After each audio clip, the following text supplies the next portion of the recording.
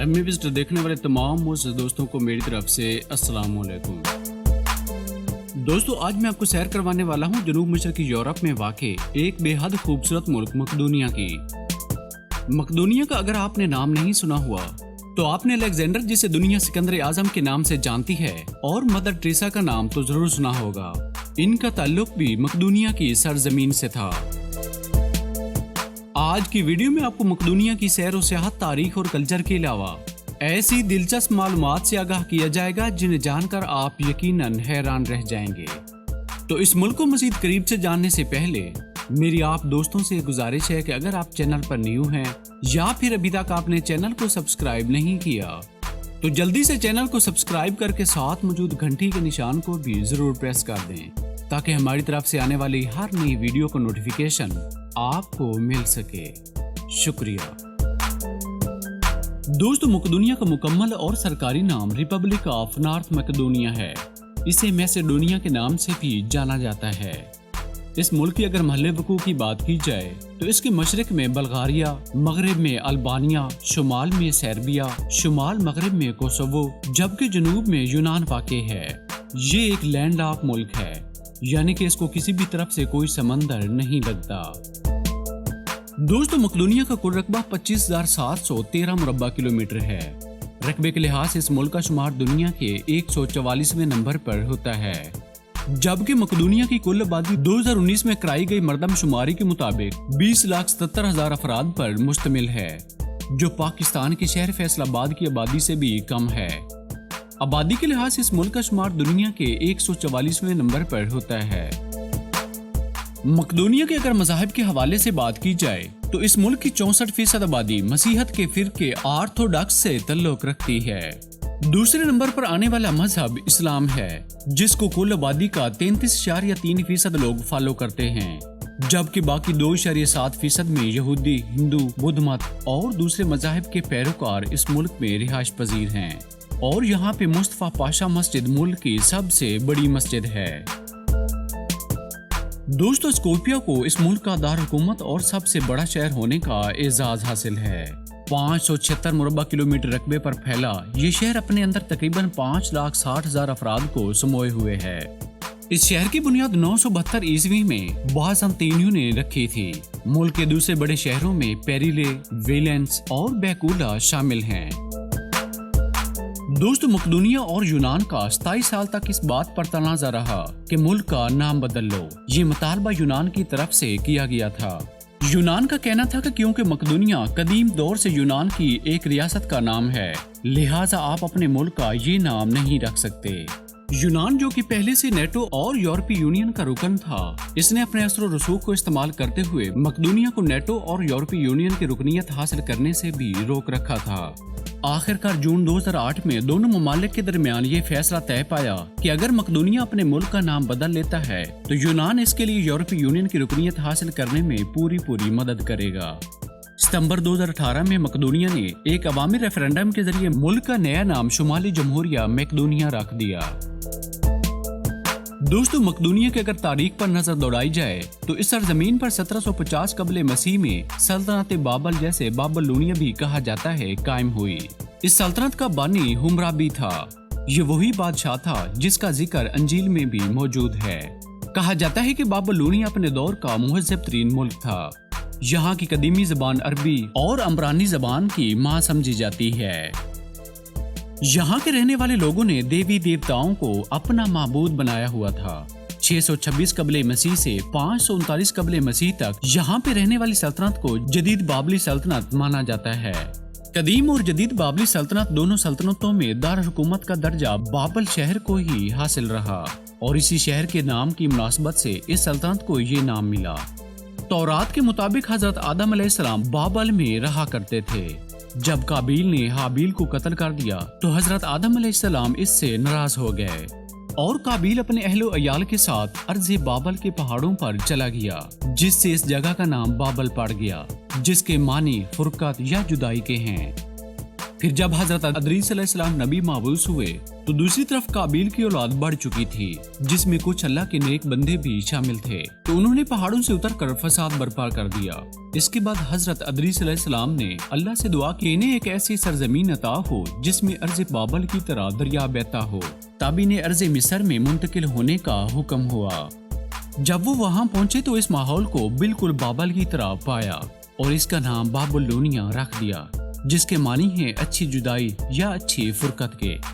539 कबले मसीह में ईरानी बादशाह साइरस आज़म ने इस सरजमीन को अखामनशी सल्तनत का हिस्सा बना दिया। 395 कबले मसीह में फिलिप दोइम ने यहाँ पे मकदूनी सल्तनत की बुनियाद रख दी। इस बादशाह को 336 कबले मसीह में कत्ल कर दिया गया था। कहा जाता है कि इसको कत्ल करवाने के पीछे इसके अपने बेटे का ही हाथ था। इन दिनों में कदीम यूनान यानी कि मकदूनिया में ये रिवाज चला करता था कि बाप की मौत के बाद बादशाहत के लिए बेटों में लड़ाई शुरू हो जाती थी, मगर यहाँ इस बार ऐसा नहीं हुआ क्योंकि फिलिप का सिर्फ एक ही बेटा था। बाप की मौत के बाद अलेक्जेंडर की उम्र सिर्फ 20 साल थी। फिर अलेक्जेंडर को अरस्तु जैसा उस्ताद मिला जो अपने दौर का काबिल और ज़हीन तरीन इंसान समझा जाता था। अरस्तु की तरबियत ने इसने बहुत कुछ सीखा और खूब जंगी महारत हासिल की। तारीख में इसको अलेक्जेंडर के नाम से लिखा गया है और दुनिया इसे सिकंदर आज़म के नाम से जानती है। सिकंदर आज़म को जब सल्तनत मिली तो इसका ज्यादातर हिस्सा यूनान और कुछ हिस्सा आज के मकदूनिया में आता था। सिकंदर आज़म ने बादशाह का ओहदा संभालते ही उन तमाम लोगों को मरवा दिया था जो इसके लिए खतरा थे, जिसमें इसकी दूध पीती बहन भी शामिल थी, जिसे इसने ताज पहनने से पहले ही मरवा दिया था। 23 साल की उम्र में सिकंदर आज़म दुनिया फतह करने निकल पड़ा। अपने इस मिशन में इसने अपने से कई गुना ज्यादा ताकतवर फौज को शिकस्त से दो चार किया था और कई ममालिक को फतह करते हुए वो हिंदुस्तान पहुंच गया। लेकिन यहाँ पे इसकी फौज ने हिंदुस्तान से आगे जाने से इनकार कर दिया, जिस पर इसने वापसी का सफर शुरू कर दिया। मकरान के रास्ते से वापस जाते हुए वो टाइफाइड का शिकार हो गया। सिकंदर आज़म चाहता तो ये था कि वो आधी दुनिया को फतह करके मकदूनिया में दाखिल होगा, मगर 323 कबल मसीह में 33 साल की उम्र में वो इंतकाल कर गया और कुछ तारीखदानों के मुताबिक इसे जहर दिया गया था और ये जहर इसे ईरानी शहजादी रुखसाना ने दिया था। सिकंदर आज़म ने अपने 10 साला दौर में 17 लाख मुरब्बा मील के इलाके पर अपनी फतह के झंडे गाड़े थे। सिकंदर आज़म का कहना था कि मुझे शेरों की उस फौज से डर नहीं लगता जिसका लीडर एक गीदड़ हो, बल्कि मुझे भेड़ों की उस फौज से डर लगता है जिसका लीडर एक शेर हो। सिकंदर आज़म की मौत के बाद फिर वही सिलसिला शुरू हो गया जो एक बादशाह के मरने के बाद इसकी औलाद के दरमियान बादशाहत के हसूल के लिए हुआ करता था। सिकंदर आज़म की मौत के बाद जब सल्तनत को तकसीम किया गया तो मकदूनिया का बहुत सा इलाका सलोकस के कब्जे में चला गया, जिस पर इस हुकूमत को सलोकी सल्तनत के नाम से जाना जाता है। सलोकियों में हुक्मरानी के लिए खाना जंगी शुरू हो गई जो दिन ब दिन बढ़ती चली गई, जिसका फायदा उठाते हुए फारसी यानी कि ईरानी लोग यहाँ पर काबिज होने लगे। फारसियों का खात्मा यहाँ से 243 कबले मसीह में रूमी अफवाज ने किया था। रूमियों से जन्म लेने वाली कौम बाज़ंतीनियों ने इस सरजमीन पर 636 ईस्वी तक हुकूमत की। 636 ईस्वी में बाज़ंतीनियों की सल्तनत का खात्मा सासानियों ने किया था, जो ईरानियों की दूसरी फारसी सल्तनत कहलाई जाती है। इस सल्तनत के आखिरी बादशाह को यज़गर्द कहा जाता है, जो दीनी इस्लाम को अपनी सल्तनत में आने से ना रोक सका। 680 ईस्वी में यहाँ पे दीगर स्लावेसी और बल्गारी कबाइल आकर आबाद होना शुरू हो गए। ये वो वक्त था जब मुसलमान दुनिया के अक्सर इलाकों पर गालिब आ रहे थे, मगर बल्कान का ये इलाका मसीही आबादी से खचाखच भरने लगा। यहाँ पे कई बल्गारियन और सर्बियन हुकूमतें कायम हुई, जबकि कई इलाके बाज़ंतीनी फरमारवाओं के अहल-ओ-याल ने अपने कब्जे में ले रखे थे। 14वीं सदी के आखिर में मकदूनिया को उस्मानियों ने फतह कर लिया। 1912 में यहाँ से उस्मानी सल्तनत का मुकम्मल खात्मा हो गया, मगर 18वीं और 19वीं सदी में यहाँ की 80% आबादी मुसलमान हो चुकी थी। लेकिन उस्मानी सल्तनत का जब खात्मा हुआ तो मसीही मजहबी तहरीकें शुरू हो गई और मुसलमानों को जबरदस्ती मजहब तब्दील करने पर मजबूर किया जाने लगा, जिससे कई लोगों ने तो अपना मजहब तब्दील कर लिया, मगर बहुत से मुसलमान दूसरे ममालिक में हिजरत कर गए। 1918 में एक रियासत यूगोस्लाविया की बुनियाद रखी गई, जिसमें Serbia, Slovenia, Bosnia, मोंटीनेग्रो, Kosovo, Croatia और मकदूनिया इसके इत्तेहादी करार पाए। 1991 में इनका इत्तेहाद खत्म हुआ तो 8 सितंबर 1991 को जमहूरिया मकदूनिया ने अपनी आजादी का ऐलान कर दिया। मकदूनिया नाम रखने पर यूनान की तरफ से किए गए इतराजात की वजह से अक़वाम मुत्तहिदा ने इसकी आजादी को तस्लीम करने में ताख़ीर कर दी। आखिरकार 8 अप्रैल 1993 को अक़वाम मुत्तहिदा ने भी मकदूनिया को एक आज़ाद और खुद मुख्तार रियासत तस्लीम कर लिया। ये आज़ादी मकदूनिया ने बगैर किसी खून खराबे के हासिल की थी। दोस्तों, मकदूनिया एक गरीब मुल्क होने के बावजूद इसने अपने मुल्क में टेक्नोलॉजी पर बहुत काम किया है। इसका अंदाजा आप इस बात से लगा सकते हैं कि मकदूनिया दुनिया का पहला वो मुल्क था जिसने 2006 में वायरलेस ब्रॉडबैंड की सहूलत मुल्क के कोने कोने में मौजूद अपने शहरियों की पहुंच में कर दी थी। मकदूनियाई ज़बान को मुल्क की कौमी और सरकारी ज़बान होने का एजाज़ हासिल है। इसके अलावा तुर्किश, अल्बेनियन, यूनानी, बल्गारियन और सर्बियन दीगर बोली जाने वाली ज़बानें हैं। दोस्तों, मकदूनिया की अगर नस्ली एतबार से बात की जाए तो इस मुल्क में 64.2% मकदूनियन, 25.4% अल्बानियन, 3.9% तुर्किश, 2.7% रोमानी, 1.8% सर्ब और बाकी दूसरे ममालिक के लोग इस मुल्क में रिहाइश पजीर हैं। दोस्तों, मकदूनिया के लोग खुश अखलाक और मेहमान नवाज माने जाते हैं। मकदूनिया की लड़कियों का शुमार दुनिया की सबसे खूबसूरत लड़कियों में होता है। ये हसीनाएं जब अपने मजहबी त्योहारों पर रिवायती और सकाफती ड्रेस पहनती हैं तो देखने वाले चलना भूल जाते हैं। मकदूनिया में और हेड झील को दुनिया की कदीम तरीन झीलों में शुमार किया जाता है। इस झील की गहराई 300 मीटर के करीब है। इस झील में 200 से ज्यादा इकसाम के जानदार भी पाए जाते हैं जो दुनिया की किसी और झील में नहीं पाए जाते। इस झील को यूनेस्को ने वर्ल्ड हेरिटेज साइट में शामिल कर रखा है। दोस्तों, आपने मदर टेरेसा का नाम फिल्मों और ड्रामों में जरूर सुना होगा। ये 26 अगस्त 1910 को मकदूनिया की दारुल हुकूमत एस्पोकिया में पैदा हुई थी और बाद में इंडिया में शिफ्ट हो गई थी, जहां पर इसने सारी जिंदगी फलाही कामों में गुजार दी, जिस पर इनको दुनिया के सबसे बड़े अवार्ड नोबल इनाम से नवाजा गया था। मकदूनिया में लिटरेसी रेट 93.7% है और इस मुल्क में इंसानों की औसत उम्र 75.6 साल रिकॉर्ड की गई है। दोस्तों, बाकी यूरोपीय ममालिक के बरअक्स इस मुल्क में खानदानी निज़ाम कामयाबी से चल रहा है। बच्चे अपने वालिदैन और दादा दादी के साथ घरों में रहते हैं। वक्त के लिहाज से मकदूनिया पाकिस्तान से 4 घंटे पीछे है, जबकि ये मुल्क पाकिस्तान से 4409 किलोमीटर की दूरी पर वाक़ है। मकदूनिया का कॉलिंग कोड +389 जबकि .m के इस मुल्क का डोमेन नेम है।